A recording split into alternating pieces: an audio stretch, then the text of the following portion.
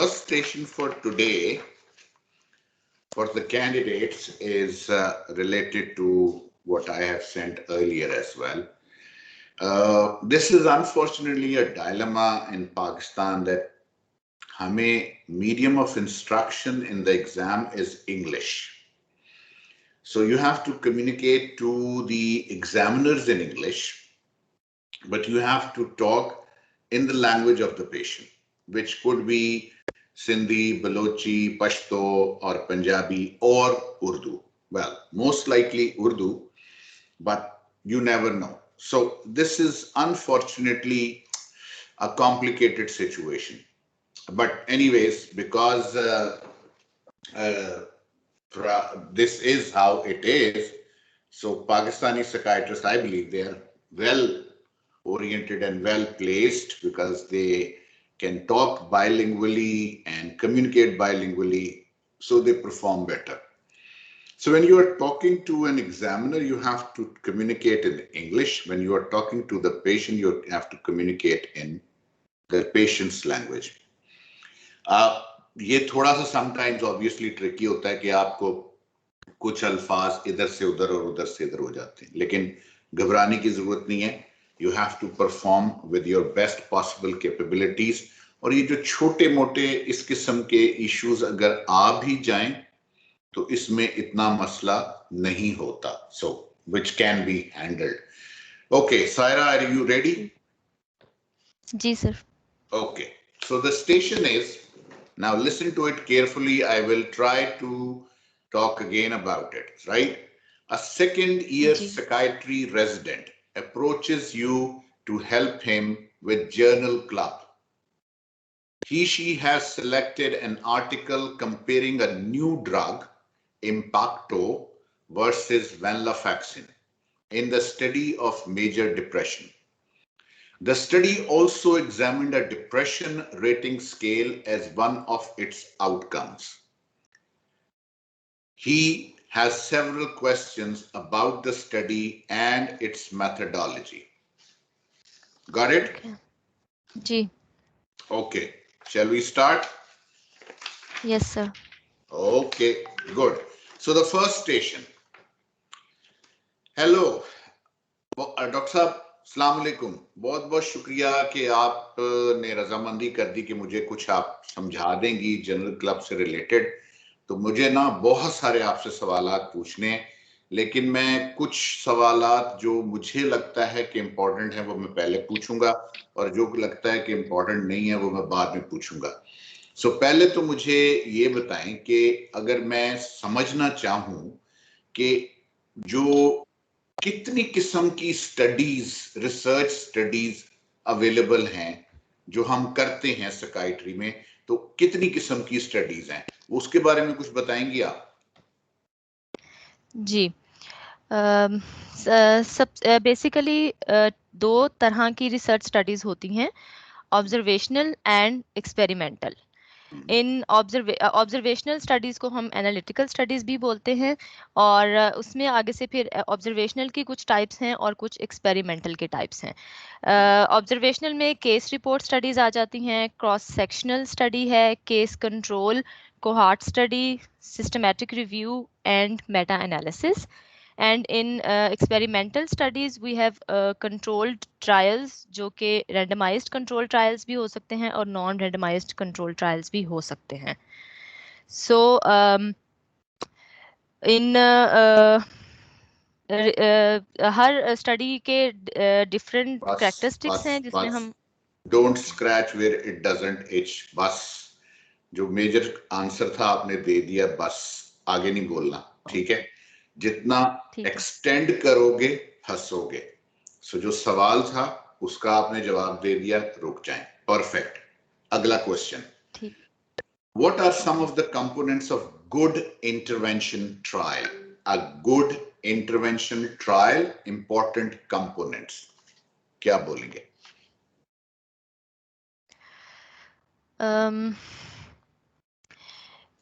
Sir, in good interventional trial,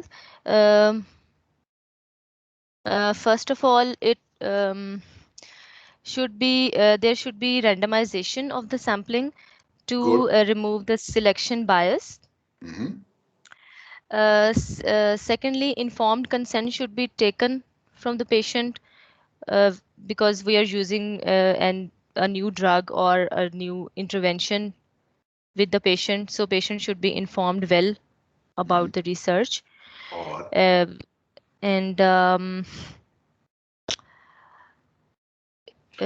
and it should ऊपर जब be आपने एक्सपेरिमेंटल स्टडी बोली थी तो आपने बोला था randomize control trials. So good जी interventional trial is what? Sir, please randomized control turn trial. your video call off. Sorry, ये उनसे बात हो रही थी, तुमसे नहीं हो रही. किसी की वीडियो आ रही है तो ये it's in the recording, so can you please, there's another doctor, can he please turn his video off? चलो हो गया. ओके, सॉरी सायरा, वापस. हाँ, जी अच्छा trial. it should be randomized and controlled. Okay, अब रेंडमाइजेशन आपने बता दी, एक पावर है. सेकंड पावर क्या है? Controlled. थर्ड?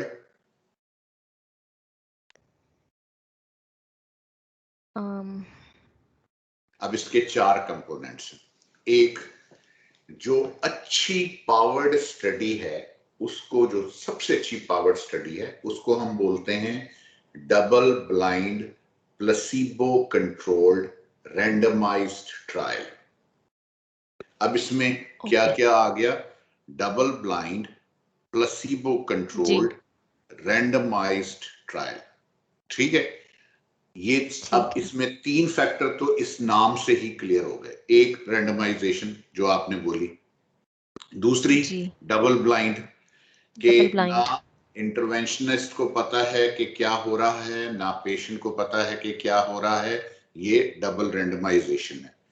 तीसरी आ गई कंट्रोल्ड. ठीक है, और वो कंट्रोल ये है कि जितने भी फैक्टर्स जो ट्रायल में एविडेंटली प्रॉब्लम कर सकते हैं उन सबको एड्रेस किया जाए. So evens the playing field between the two study arms should be appropriate. अब इसकी डिटेल पढ़ लेना, मैं डिटेल नहीं बताऊंगा. और चौथी चीज जो इसमें स्टडी के नाम के बाद जो एविडेंट है वो है एडिक्वेटली पावर्ड. सो एडिक्वेटली पावर्ड से क्या मुराद है?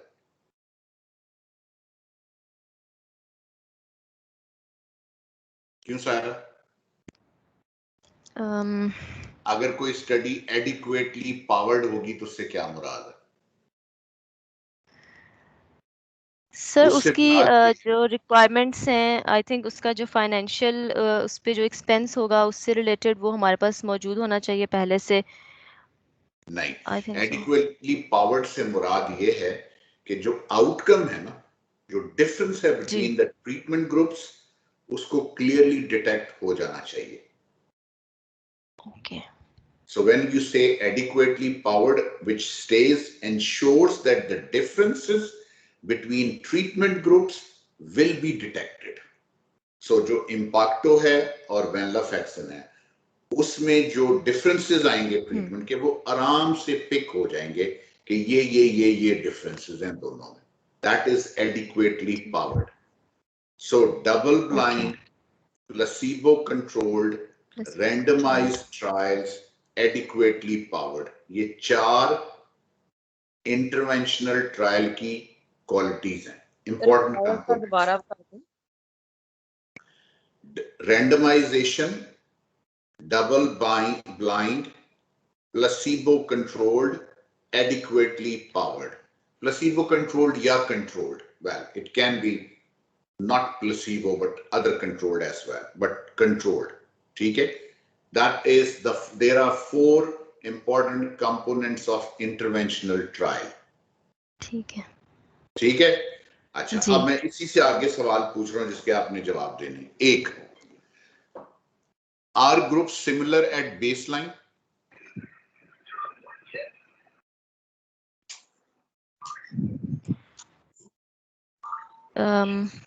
यस, ग्रुप्स सिमिलर होंगे. शाबाश, दोनों ग्रुप सेम होने चाहिए at baseline. Were the groups followed for a sufficient duration of time? Is it important or not? Yes. Good. This is important. Were outcomes measured similarly in both groups? Yes, they should be Yes. measured similarly. Good. The intervention were both groups treated similarly or differently?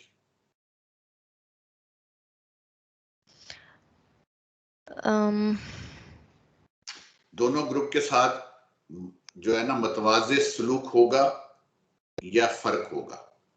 Sir मुतवाज़े सलूक होगा क्योंकि Good. हमने random selection करनी है तो।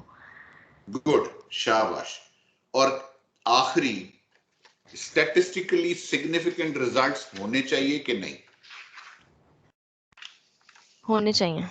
Good. ये important components हैं एक अच्छे ट्रायल के, अच्छे इंटरवेंशनल ट्रायल के। ये इंपॉर्टेंट कंपोनेंट्स हैं जितने आपने बताए। ठीक है। अब आगे ठीक है। चलते हैं। अगला सवाल है डॉक्टर साहब, what is bias and what is confounding?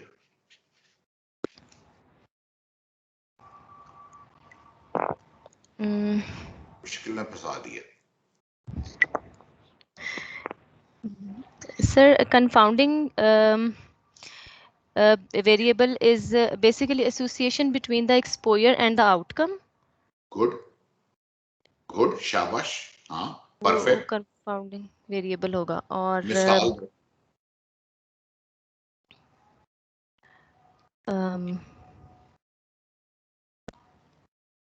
associated with the outcome of interest.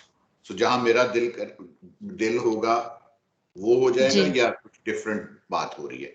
Confounding variables की मिसाल दे दें, क्लियर हो जाएगा।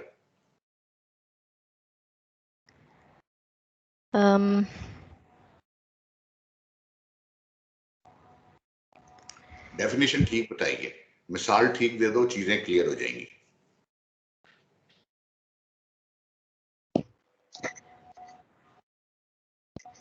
शाबाश। Sir confounding variable for example अगर हम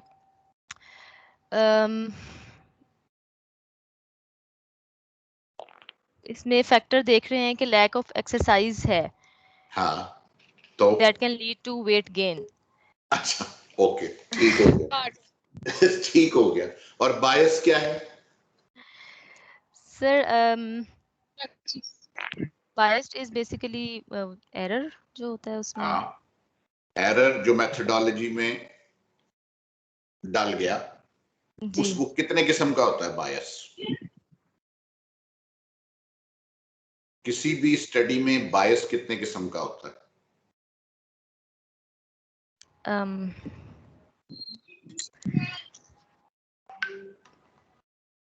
सिलेक्शन बायस्ड हो सकता है।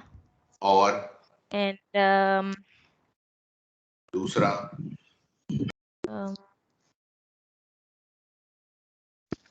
एक सिलेक्शन बायस होता है, दूसरा ऑब्जर्वेशनल बायस होता है ऑब्जर्वेशनल कि हो मैंने सकता जो है। बंदे चूज किए वो अपनी मर्जी से डाल लिए स्टडी में, जी। ये सिलेक्शन बायस है। और ऑब्जर्वेशन बायस कि मैं जो देखना चाहता हूँ वो देखता हूँ और जो नहीं देखना चाहता उससे आंखें बंद कर लेता हूँ। जी। ठीक है, ये बायस है, इसमें मेरी इंटेंशंस शामिल हैं और वो इंटेंशंस अगेन स्टडी को आपकी एक तरफ टिल्ट कर देती हैं। कंफाउंडिंग में मेरी इंटेंशंस शामिल नहीं होती, मैं एज्यूम कर लेता हूं कि ऐसा होगा। ठीक है, कंफाउंडिंग वेरिएबल्स जो इनडायरेक्टली मेरी स्टडी पे इंपैक्ट डालते हैं और मैं उनको एक्चुअली एड्रेस नहीं करता। मसलन जैसे आपने बताया कि जी lack of exercise leads to weight gain. ठीक है, अब वो कंफाउंडिंग वेरिएबल है और मैं उसको जानते हुए भी उसको एड्रेस नहीं कर रहा, राइट? तो वो भी इसमें वेरिएबल बायस उसमें कंफाउंडिंग में आ जाएगा। अगला सवाल है, अब जरा ध्यान से सुनिएगा, इंपॉर्टेंट सवाल है। What are type 1 and type 2 errors?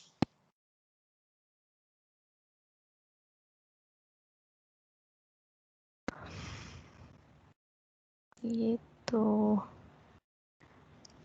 नहीं? अच्छा, मैं पहले भेजा था तुझे स्टेशन, फिर भी नहीं किया। अच्छा चलो, मैं बता देता हूं, बट इसको पढ़ लेना, ये जरूरी है। अगर ये स्टेशन आया रिसर्च से रिलेटेड तो ये सारे रिसर्च से रिलेटेड स्टेशंस कनेक्टेड हैं. Okay. Type 1 error set by the investigator. A type 1 error is likelihood that the observed differences between groups was due to chance.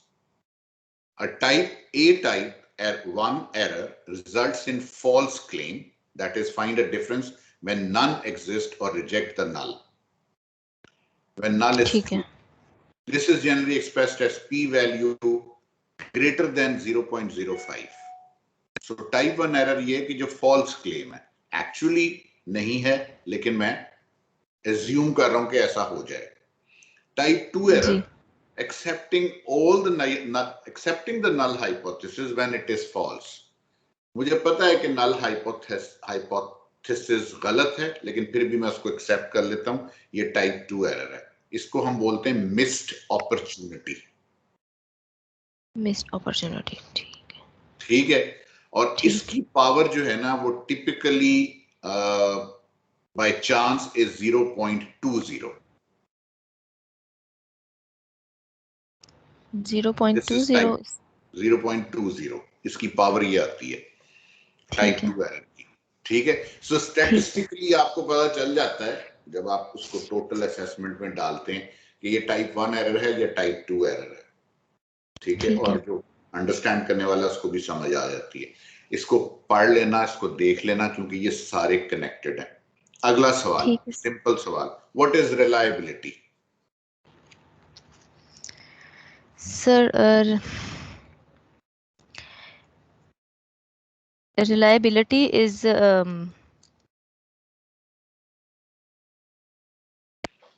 quality of results is called reliability. फिर बताओ, what is reliability? Repeatability of results is called reliability. is called reliability. ठीक है. दूसरी बात, जिससे सवाल पूछूं वो जवाब दे जिसका स्टेशन है. मुझे पता है बाकियों को भी आते हैं, लेकिन आप लोग अपनी प्रैक्टिस कर लो. ये सवाल याद रखना. सो भी सायरा की बारी है, ठहर जाओ. ठीक है, तुम्हारी बारी आएगी. रिलायबिलिटी कितने किस्म की होती है? रिलायबिलिटी सायरा जी. कितने किस्म की होती है reliability? What are different kinds of reliability?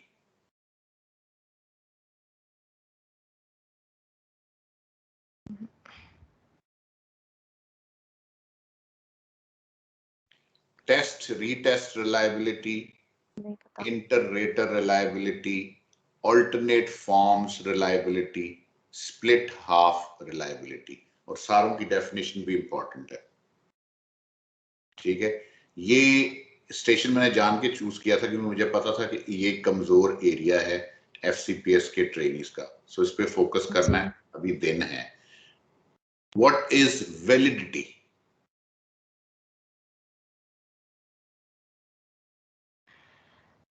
और वैलिडिटी भी, what is internal validity, what is external validity, और फिर what is face validity, content validity.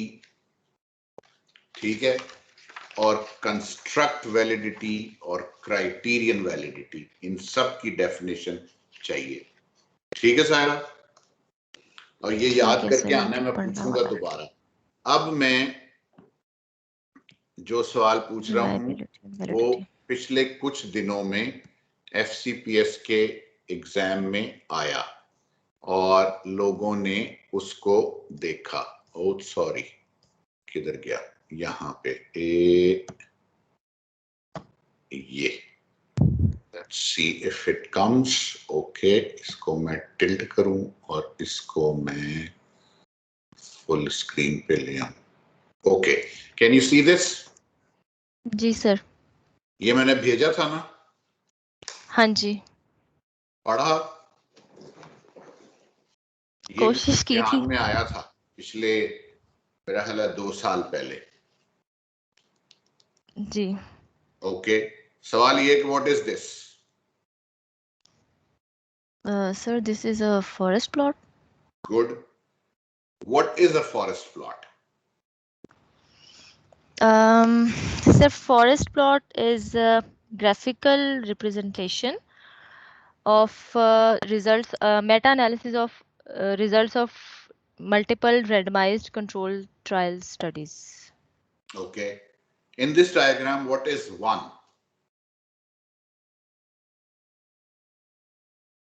One is the relative risk. What is 1?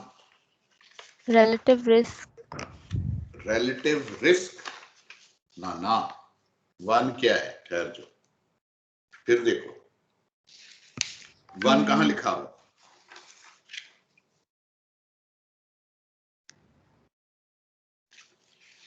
ये ऊपर, ये जहां पे ये कर्सर है, ये 1 है जी, ठीक है।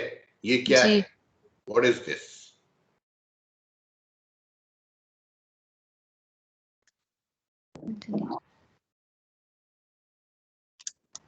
Cursor 1. सर ये These are number of studies. Horizontal lines के बारे में पूछ रहे हैं, नंबर ऑफ स्टडीज जो लिखी हुई है 1 2 3. हाँ, ये this is number of studies, ठीक है, हो गया। Now what is 2?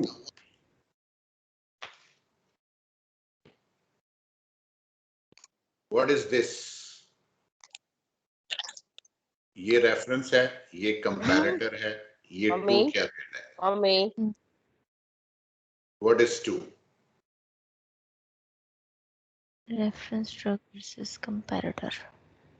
So number in the group with the outcome. This is 2. What is 1A?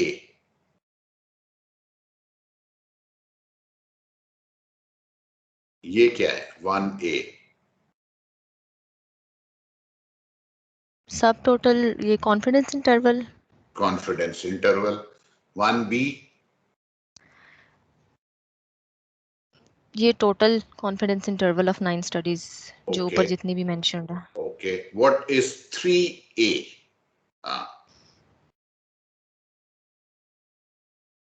3A. 3A. ये क्या है?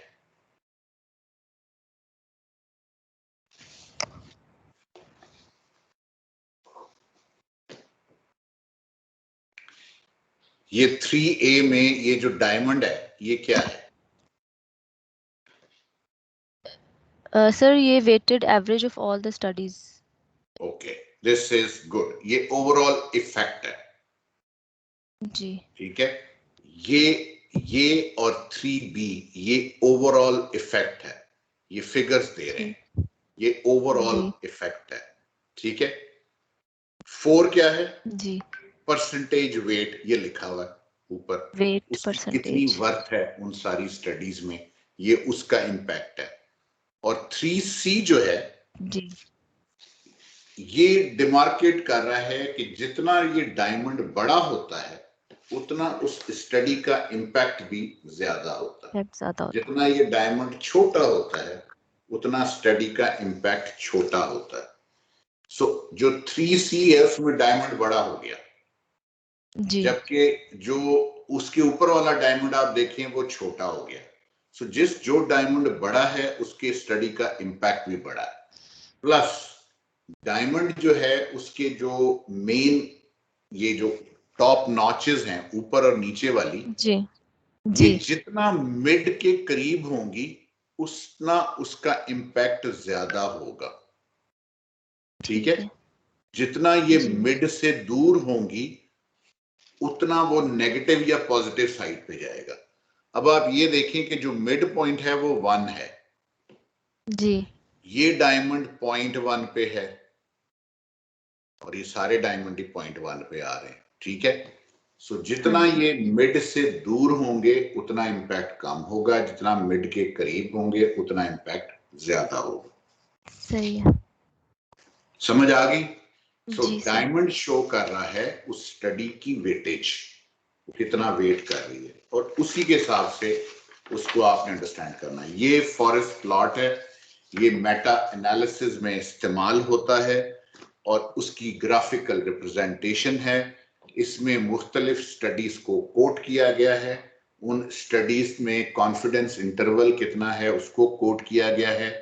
डायमंड बताता है कि स्टडी कितनी बड़ी थी, जितना स्टडी बड़ी होगी और सेंटर के करीब होगी उसका इम्पैक्ट ज्यादा है। ये उसकी ग्राफिकल रिप्रेजेंटेशन है। ये ऑड्स रेशियो जो है ये भी डायमंड की फॉर्म में हमें आइडेंटिफाई हो जाती है। पढ़ने वाले इसको स्टैटिस्टिशियंस पढ़ते हैं, I am not a statistician but पढ़ते हैं लोग, ठीक है, और उसको स्टडी करते हैं। सो ये उसकी रिप्रेजेंटेशन है। क्लियर जी? लो जी, मैं अब स्क्रीन शेयर बंद कर दूं। ओके, ठीक है सायरा, बट अगेन अभी रिसर्च मेथोडोलॉजी कमजोर है। जी सर।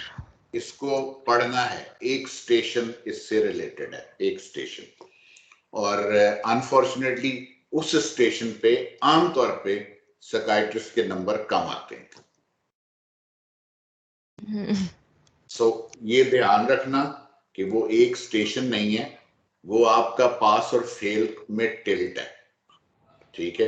सो रिसर्च मेथोडोलॉजी की ये मोटी मोटी चीजें आपको आनी चाहिए ताकि वहां पे वो जो स्टेशन आपका रिसर्च मेथोडोलॉजी वाला है वो मार नहीं खानी। उधर कुछ ना कुछ लिखना है, कुछ ना कुछ बोलना है।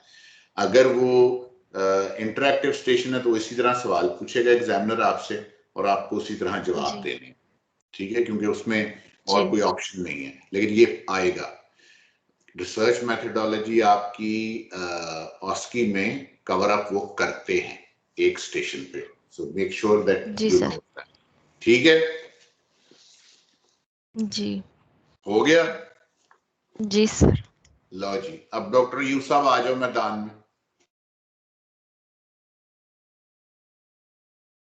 आ गए? Yes.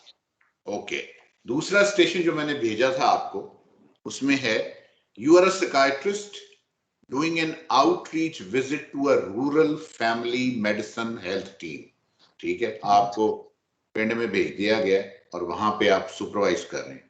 You have agreed to answer staff questions in spirit of fostering their independence in managing common psychiatric presentations. So common psychiatric presentations और उसकी मैनेजमेंट एक डॉक्टर्स के लिए जो कि पेरिफेरी में काम कर रहे हैं। One of the family physicians ask you questions about depressive disorders.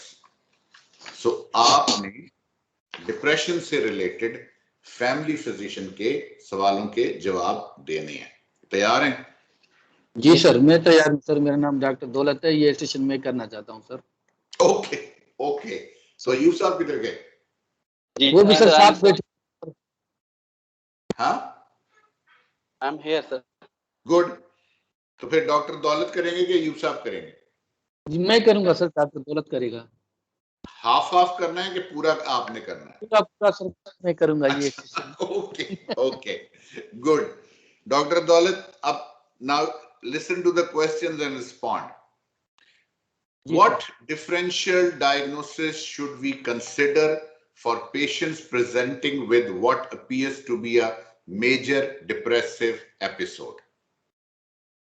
Yes sir, first of all I will look for the organic disorders like the sir hypothyroidism sir.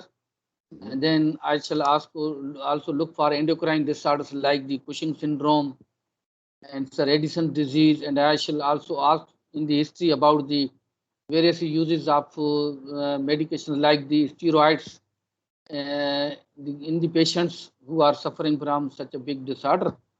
And sir, I shall also look for the comorbid substance use, whether the patient is using any psychoactive substance or not, especially the sir alcohol and the cannabis and the smoking and sir etc., including the caffeine, which is too much common over here in our territories. And sir, I shall also look for the various medical disorders the patient might have, like the diabetes mellitus, the hypertension, and sir other common disorders. I look for the whether the patient is suffering from any chronic debilitating disease like the tuberculosis or the AIDS or the sir. I shall also look for the various tumors that might be present in the frontal lobe or in other areas of the brain that might lead to the secondary depressive disorder symptoms. And sir, I shall also look for the neurological issues that might be leading to the secondary depressive disorder. Say, for example, the sir, epileptic phenomena is very much common in all age groups in our sir population. So I shall look for the common disorders that might be affecting the patient according to the history that he or she is giving to me, sir, currently.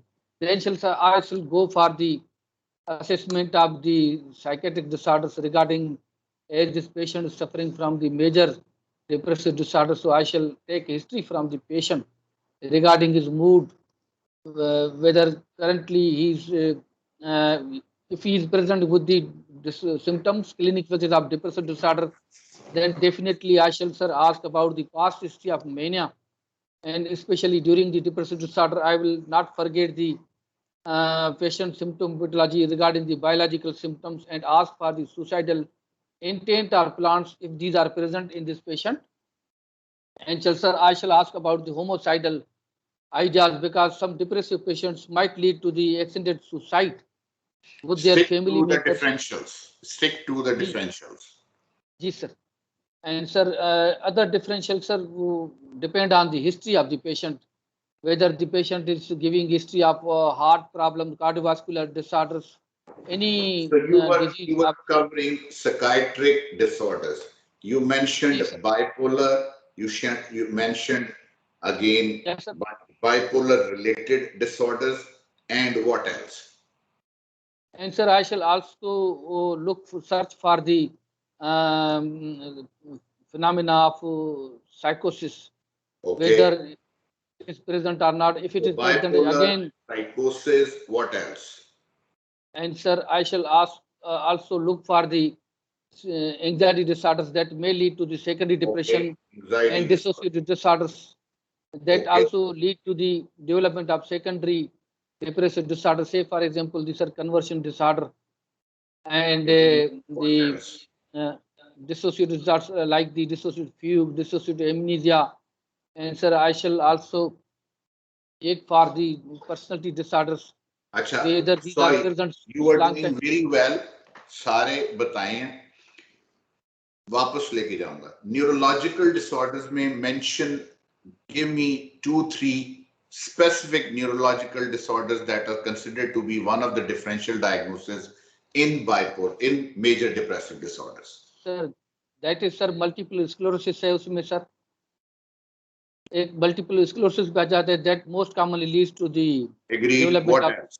What else? और sir epilepsy sir. Epilepsy, good. What else? और sir एक frontal lobe tumor sir. और specific lesion in the brain. और sir ये कि stroke following secondary to the stroke.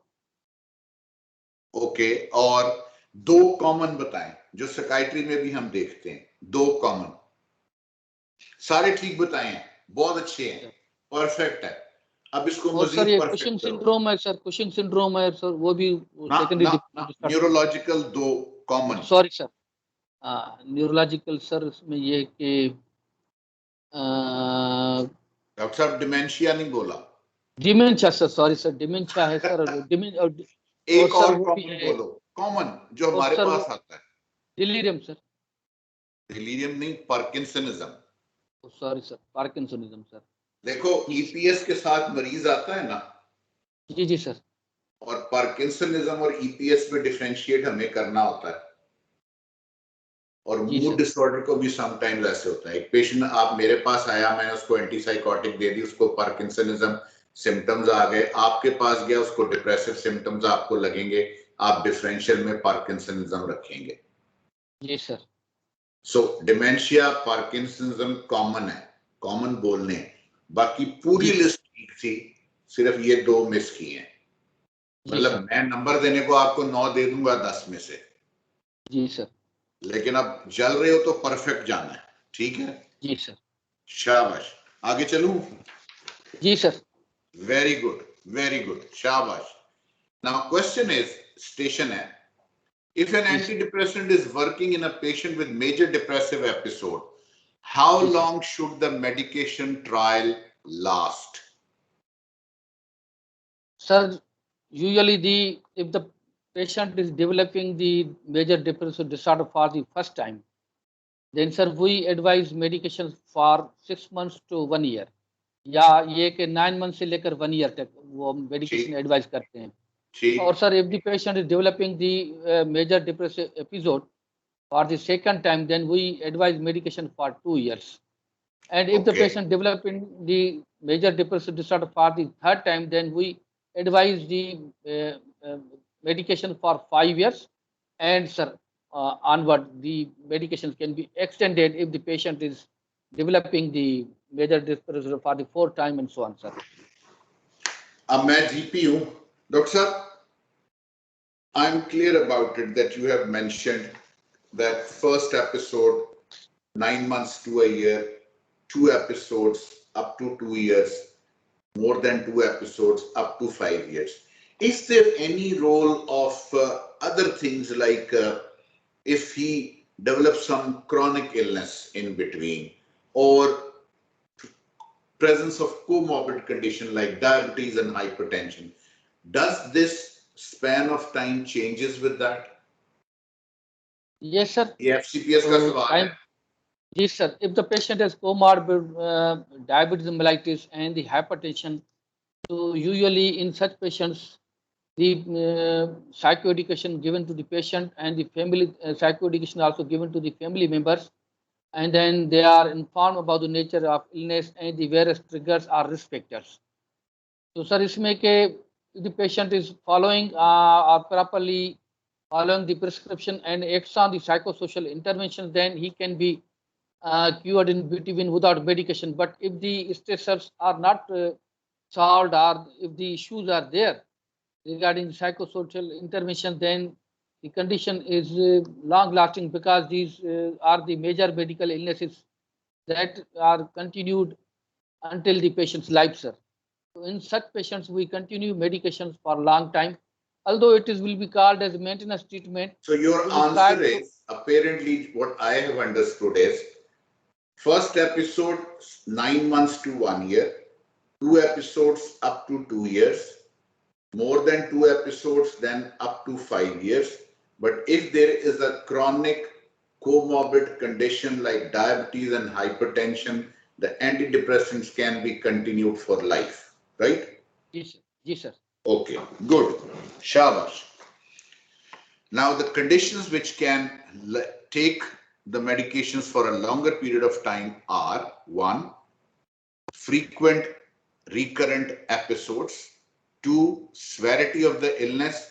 If major depressive disorder is associated with psychosis, difficult to treat episodes, chronic episodes, presence of comorbid conditions, and presence of residual symptoms, then the treatment can be lifelong.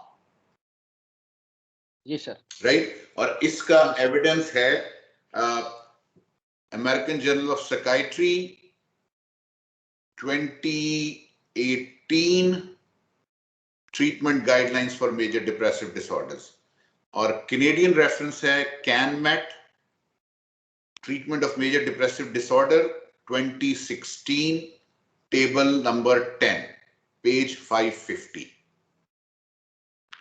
So 2 references आपने दिए, एक American एक Canadian. आप British reference भी कोई coat कर सकते हैं. जी सर. मुझे ब्रिटिश रेफरेंस नहीं पता, इसलिए मैं नहीं आपको बताऊंगा, लेकिन ये 2 जो मैं कोट कर रहा हूं वो अमेरिकन रेफरेंस है. सो एक, जब आपने इम्तिहान में इस सवाल का जवाब देना है तो आपने बिल्कुल सही आपने शुरू किया कि first episode usually no as such complicated situation like psychosocial stressors, pre-morbid adjustment was good, there is good psychosocial support, and other paraphernalias are good. The treatment usually lasts for 9 months to a year. If unfortunately the patient had a second issue or relapse, then treatment may last for 2 to 5 years. And in cases of chronic conditions, multiple episodes, difficult to treat, never touching the baseline, having multiple comorbidities, physical illnesses, the treatment can be continued for life depending upon the situation. And the reference I have given to you. ठीक है? जी sir. शाबाश. दौलत पूरा नाम क्या लिखते हो? Sir doctor Daulat Ram. माशाल्लाह. ओके दौलत राम, अगला सवाल तैयार रहना. जी सर. 1 करोड़ रुपए का सवाल है. ठीक है? जी सर. इम्तिहान में यही खेलोगे तो पास हो जाओगे. इंशाल्लाह सर. होगे फंस जाओगे. स्ट्रेस नहीं लेना. शाबाश, लगे रहना है. Okay. Now the question is, if 1 or 2 antidepressant trials do not seem to work, what next steps should we consider? So a patient came to me. अब मैं GP हूं, मैं बात कर रहा हूं. कि मरीज मेरे पास आया, मैंने मरीज को एक एंटीडिप्रेसेंट दी, से ईस्टेलोप्राम 20 मिलीग्राम, और वो 1.5 से 2 महीने मैंने कोशिश की उसको इलाज करने की, बात नहीं बनी. मैंने उसको फिर फ्लुओक्सेटिन पे डाल दिया और मैं 60 मिलीग्राम तक ले गया और 3 महीने तक देता रहा, बात नहीं बनी. अब मैं क्या करूं? Sir, in these situations, we usually try a combination of antidepressants initially. So we may combine, according to the study, we may combine the mirtazapine with the venlafaxine that has a greater therapeutic effect, and it is seen that 50% reduction was there in 47% of patients. And sir, there was remission in 28% of patients. So according to the study line, I will advise the combinations of mirtazapine with venlafaxine. If not effective, then I shall either combine venlafaxine with the bupropion, or I will combine the venlafaxine with the escitalopram. And in the same way, I will either combine the mirtazapine with the escitalopram, or I will combine the mirtazapine with the bupropion. And it is also seen that the bupropion, when it is combined with the buspirone, it has also a very good therapeutic effect, sir, according to study guidelines. एक minute. Doctor साहब, सवाल समझे. मैंने दवाइयों के combination नहीं पूछे, मैंने आपसे स्ट्रैटेजी पूछी है कि मैं क्या करूंगा. पहली सवाल दोबारा रिपीट करता हूँ, ध्यान से. Sorry sir, I shall look for the comorbid substance use, whether the patient is compliant with medication or not. Zero से स्टार्ट करो. जीरो पे आ जाओ. जी sir. First of all, I will check either. Daulat Ram, ठहर जाओ. जीरो से start करो. मैं दोबारा से सवाल पूछता हूँ, दोबारा से अटेम्प्ट करना है, सवाल ध्यान से सुनना है. If 1 or 2 antidepressants trial do not seem to work, what next steps you will consider? I haven't asked you the medication. What next steps you will consider? वो बताओ. First of all, I will check whether the patient is compliant with the medication or not. Good. Shabash. And then I shall check whether the patient is taking the medication in the proper dose or not. Okay. And if he is taking medication, I will see the dosage in proper way or not. If the dose is taken by the patient in prescribed form or not. And then I shall look for the comorbid substance use disorders. I shall look for psychosocial stressors, which are contributing as risk factors in this patient. And sir, finally, I will review the diagnosis. If the all factors are excluded. Okay, good. ये पूछ रहे हैं. दवाई नहीं पूछी और ना बोलना. वो जो पहली बात की ना कि मैं 2 SSRI कंबाइन करूं, खुदा का वास्ता ये ना बोलना. सवाल को समझो. ये जो बात कर रहे हो ना, ये बात करनी. सवाल यही था, दवाई नहीं पूछी. पूछा ये है, if 1 or 2 antidepressant trials do not seem to work, what next steps should we consider? And we will consider reassessing the diagnosis. We will consider again medication trial, compliance, follow-ups, precipitating, predisposing, maintaining factors, psychosocial areas. We will consider again maybe some substance abuse history, blah blah blah. वो सारी चीजें. उसके बाद भी अगर फिर भी response नहीं आ रहा तो we may consider taking a second opinion from another psychiatrist.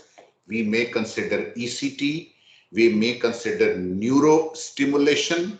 We may consider psychotherapy. जी सर।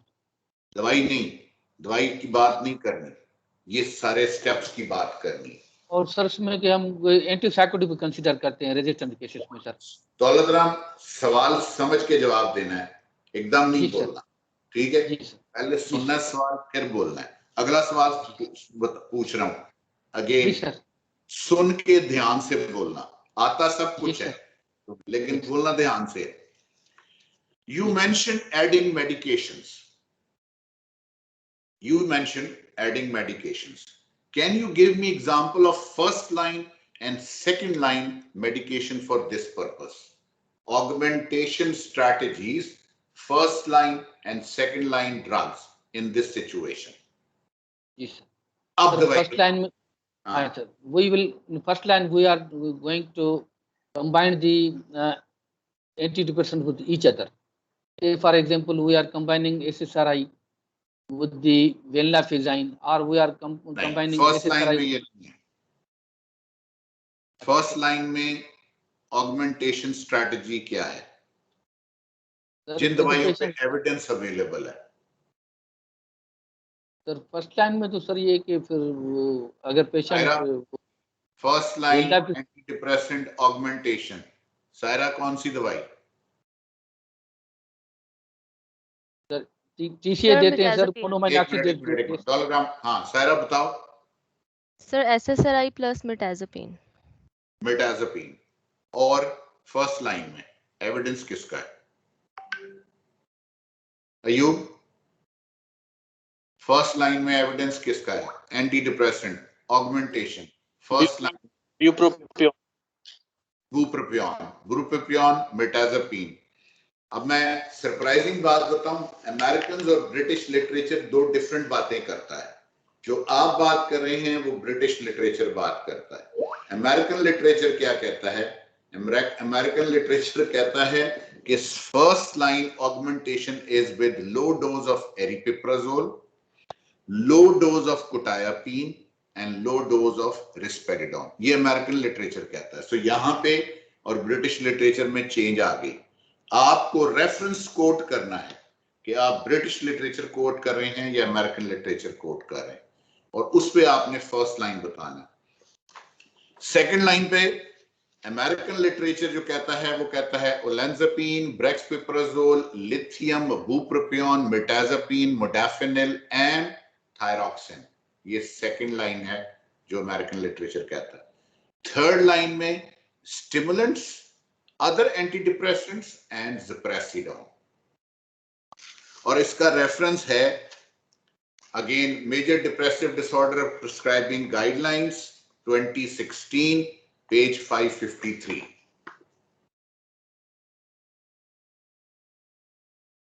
सो आपको यहां अब दवाई पूछी जा रही है। अब दवाई में आपने फर्स्ट लाइन, सेकंड लाइन और थर्ड लाइन में ऑगमेंटेशन स्ट्रेटजीज की बात करनी है क्लियरली। ठक 1 2 3 1 2 3 4 1 2 3 4 5 और रेफरेंस देना है, कोट करना है, ठीक है? दौलराम, अगला सवाल। जी सर। आर देयर, सवाल ध्यान से सुनना, are there particular circumstances in which ECT would be a first line consideration for a patient? जी सर। सर ECT सवाल ध्यान से सुनना। Conditions where ECT can be given as a first line treatment for major depressive disorder. क्या क्या situation? Sir उसमें कि patient को अगर एक सुसाइडल डिप्रेशन हो, ओके, और सर ये कि patient is not taking the foods properly, depressive stupor हो सर, ओके, और सर साइकोटिक डिप्रेशन हो सर, गुड, और सर ये साइकोमोटर रिटार्डेशन हो, जिसे साइकोमोटर रिटार्डेशन हो सर, वो पेशेंट को और के डिप्रेसिव डिसऑर्डर के साथ, और सर उसमें ये कि पेशेंट को अगर केटाटोनिक सिम्टम आ जाए, मेजर डिप्रेसिव डिसऑर्डर सिम्टम्स आ जाए, शाबाश। और सर ये कि आखिरी 2-3 और बताओ। और सर ये पेशेंट ये कि सर वो होमोसाइडल भी है मेजर डिप्रेसिव डिसऑर्डर के साथ, उसमें भी ये कि हम ECT एडवाइस करते हैं। कॉमन चीज और सर अभी तो इस वक्त दौलतराम याद आ रहे हैं सर। हाँ सर इस वक्त तो यही याद आ रहे हैं सर। कॉमन फिजियोलॉजिकल फिनोमेना जहां पे दवाई से ज्यादा ECT पे ट्रस्ट किया जाता है, क्या?